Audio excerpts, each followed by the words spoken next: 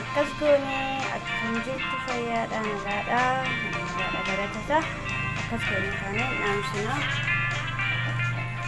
amani qabbana hojjenne booddeessa moo waanan godhu isinitti agarsiisa warreen biddeen biyya keessanii yaadda warri bitachuun isiniif tolle yala asti malama fama dhumaat amanto keenya dhutti nargetina faana tura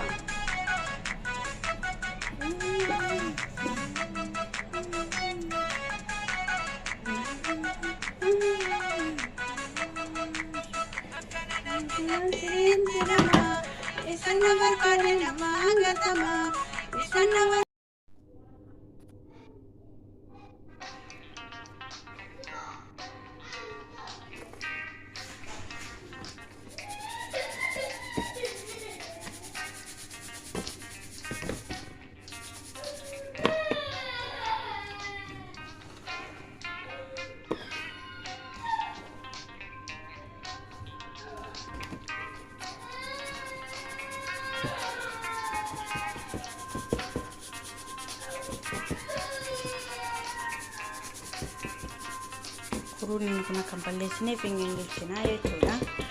ya pengen dicet mayo wali tidebin ya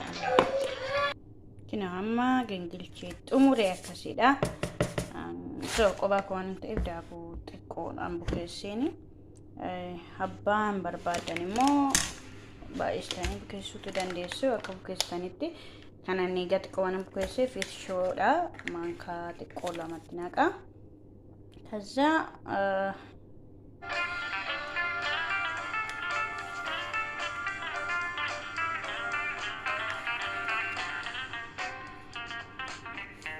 coffee tidak wala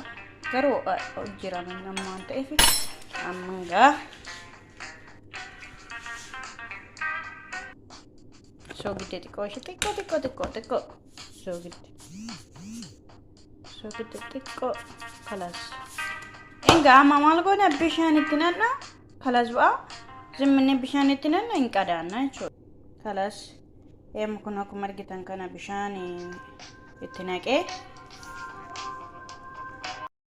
marga jettan kana kuno bishaan tinaqe amma nan qadaada jechuudha arkaane silxone oyisin goone jechuudha burgana maka bishaan sakkaan irra qallareen bishaan biraatti naqa bishaan biraatti naqee kaza bawala yo qarrar irra gadi naqee ya qoshi diime sera daakusa leesha kadiin taane fechu enna kun immoo yo keessatti fen kurata wanta ifisa gingilchuu qabdu jedha amma boru tolfame nyaacham dhiyaatamutti qophisa waliin ordumna jechuudha amma qadaanne bulchina jechuudha garabban isinii mijatu mana keessatti matalaa ijoolleen beerot keessa jirta hojjetachuu dandeessu isinii jedhasoo leesh kubuziin maafi kubuz kanaaf na bor walitti deebina